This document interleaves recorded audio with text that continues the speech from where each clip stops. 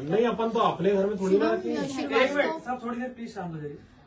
शुभम श्रीवास्तव नाम का एक लड़का था। मेरी उससे 2024 में मुलाकात हुई। जब मेरी उससे मुलाकात हुई तो उसने शादी का झांसा दिया, शादी का प्रलोभन दिया। शादी का प्रलोभन दे के उसने मेरे साथ फिजिकल संबंध बनाए। उसके बाद लगातार कई दिनों तक मेरे साथ फिजिकल संबंध बनाता रहा। 2026 जनवरी को शाम 5:30 बजे उसने मेरे साथ मेरे ही फ्लैट में शादी का स्वांग रचा। शादी का स्वांग रचने के बाद भी उसने मेरे साथ फिजिकल संबंध बनाए।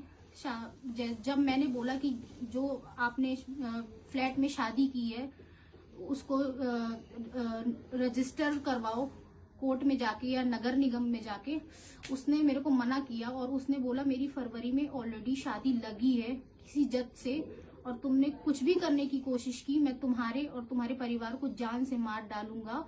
मेरा और मेरा परिवार बहुत प्रभावशाली है, ये बोल के निकल गया।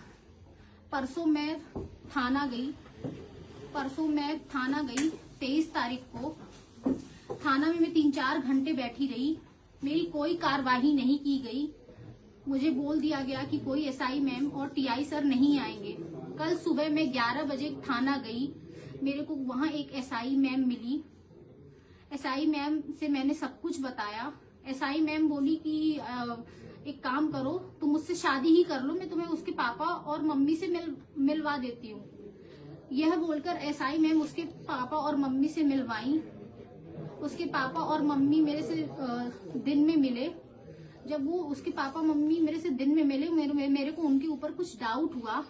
मैं उनके पापा मम्मी से मिलने के बाद मैंने एसआई मैम को बोला कि मैम आप मेरी कंप्लेन करिए, एफआईआर करिए। एसआई मैम मेरी एफआईआर करने से मना कर दी, बोली कि हम तुम्हारी एफआईआर नहीं करेंगे। मैंने 2 बार बोला एफआईआर करिए, मेरा मेडिकल टेस्ट करवाइए। एफआईआर करने से एसआई मैम मना कर दी और टीआई सर मना कर दिए। मैं 11:30 बजे कल रात को थाने में बैठी रही। वहां विजयनगर थाने के जो टीआई हैं उन्होंने मेरी एफआईआर नहीं लिखी। आज सुबह शुभम श्रीवास्तव को कॉल आता है, वो मेरे से बोलता है कि मैं तुमसे शादी करने के लिए तैयार हूँ, मेरे फादर मुझे छोड़ दिए हैं, मैं तुम्हारे फ्लैट आ रहा हूँ, वहीं रहूंगा। और रोने लगा और बोलता है मैं सुसाइड करने वाला हूँ, अब एक ही ऑप्शन है मैं तुम्हारे साथ शादी कर लूँ। मैंने बोला कि ठीक है आप मेरे फ्लैट आ जाओ। 10:30 बजे कॉल आता है शुभम श्रीवास्तव का कि एक काम करो, तुम ही कपड़े चेंज करके नीचे आ जाओ, मेरे मम्मी पापा शायद तुम्हें एक्सेप्ट कर ले, कार में बैठ के चलो। मैं शुभम श्रीवास्तव के साथ कार में बैठ के उनके घर गई। जब मैं उनके घर गई थोड़ा देर तक वो मेरे से अच्छे से बात किए। उसके बाद मेरे ऊपर हमला होना चालू हुआ।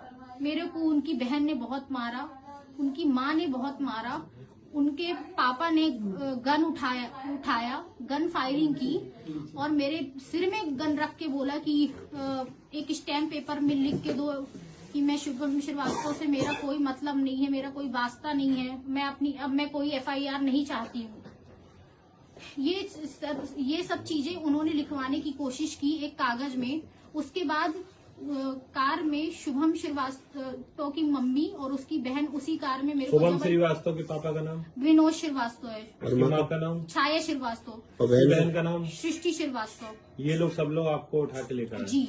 उसके बाद रात में शुभम श्रीवास्तव की मम्मी और उसकी बहन मेरे को बोली चलो तुम्हें तुम्हारे जबलपुर फ्लैट तक छोड़ने जाते हैं। मेरे को कार में बैठाई, मेरे को कार में बैठा के जबलपुर लेके आई। मुस्कान प्लाजा नाम का अपार्टमेंट था, वहां मेरे को सुनसान गली में लेके गई। उत्ते में 4 लड़के आते हैं, बंदूक दिखाते हैं और बोलते हैं अपना फोन दे, अपना फोन दे, अपना फोन दे। मैंने मना कर दिया। उनकी मम्मी और उनकी बहन बोलती हैं कि फोन दे दे बेटा वरना गोली मार देंगे। मैंने फिर भी मना किया कि नहीं मैं अपना फोन नहीं दूंगी। तो वो लड़कों ने भी फायरिंग की, मेरे को मजबूरी में फोन देना पड़ा और मैंने वहां से अपनी जान बचाई।